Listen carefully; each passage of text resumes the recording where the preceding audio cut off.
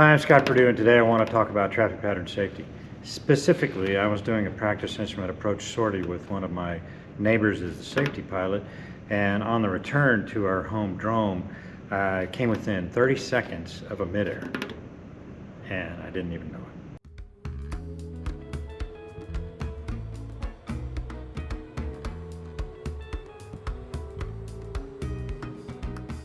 I only discovered it a few days ago when I was reviewing my practice approaches on FlyStow. Shout out to FlyStow. It's a really excellent website to examine in your flight. You stick a CSV file in it, and it's fantastic to see all the detail and everything.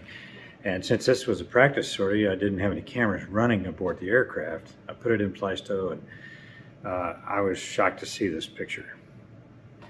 It showed me that going head-to-head with an RV-9 in the final turn for runway 31 where I live, and I was flying the final turn, right-hand traffic, and was looking at the runway.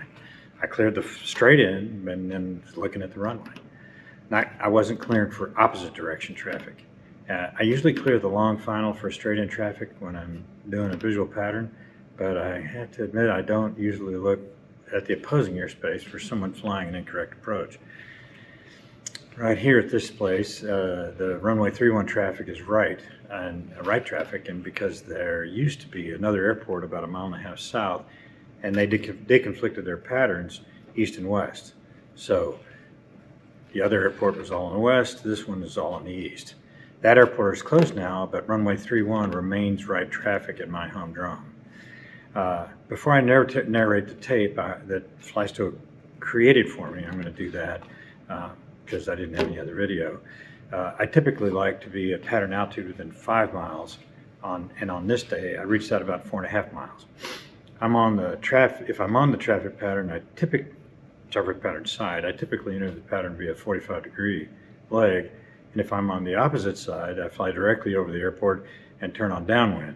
I make radio calls about type, position, intentions, and stuff like that, and that's what I did on this day. I like to fly relatively tight patterns. Engine failures, I've had a couple, and I like to preserve my energy for the turn. Approaching the airport from the west, I noticed that a yellow and white RV was doing a fast, slow approach over runway 31. I'd heard nothing on the radio at all, and when I saw the airplane pull up and start to turn left, I dismissed him. After all, 31 is right traffic. I figured it was just someone saying hello, and they're off to another airport. It was wrong. I flew the pattern, landed, and on rollout, I turned off the runway to the left at the FBO, and it announced on the radio that I was going to back taxi 3-1 and exit on Charlie Taxiway. Just before rolling out on the runway, I looked down the runway to clear for traffic and saw that same yellow and white RV low on short final. I hurriedly kept the turn going to clear the runway to make sure I was out of the way for landing traffic, and I saw him actually start a go around. Let's look at the tape. Getting ready to cross the midfield and then turned into right downwind for runway 31. This is where I see the RV-9 doing a lone approach across the runway in front of me. And then I saw him start a left turn, and there he appears there to the left. I'm in the right turn, we're tail to tail now. This is the ADSB path for the pattern that he's going to fly, that's conflict, and then his third pattern where he actually lands. So you can see we're on downwind now. It looks like he's just a little bit faster than I am and about 200 feet lower. The little arrow you see next to me is the crosswind. That's being experienced there. Make the radio call for the base turn.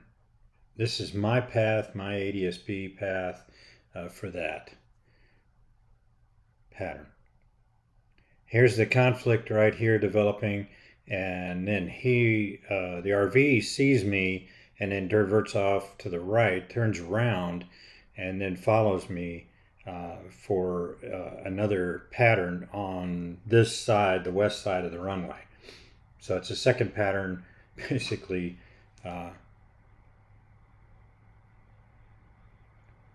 left pattern.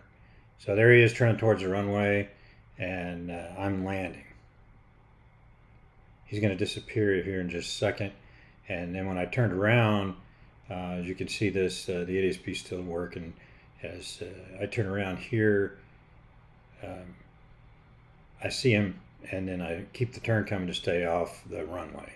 He goes around, and what we're going to see is he's going to reappear just to the north of me, and you'll see in just a second here. Then he flies another pattern. I've taxied down the runway and clear the runway at Charlie. See, there he is. After his go around, continues into a right-hand pattern this time. So still don't hear any radio calls this whole time, but one would estimate that he's somehow clued into the fact that this is a right traffic for 3-1. It's only about 800 feet above the ground at this point, not quite 1,000. Typical GA pattern here is 1,000 feet above the ground. The ADSP is getting spotty right here, and then that's why it's got it going sideways. There's just an issue with not too many hits. There is one more hit ADSP wise, and you're going to see that right here. So here's the thing. I never heard a radio call, and I asked my safety pilot if he had heard anything that I might have missed, and he said no.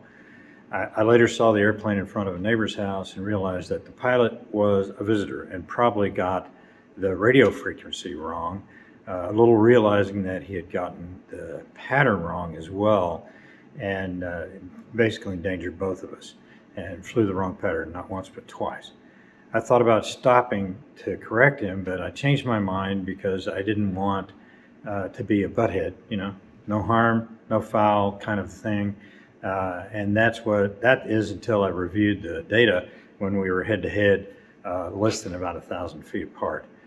Geez, 30 seconds from a collision and I didn't even see it. I believe in flying defensively, and it's part of my safety creed. It's just part of it, and I think everyone's trying to kill me, even my own airplane. So I try and stay ahead of the airplane and cross-check those blind spots, blind corners that can trip you up.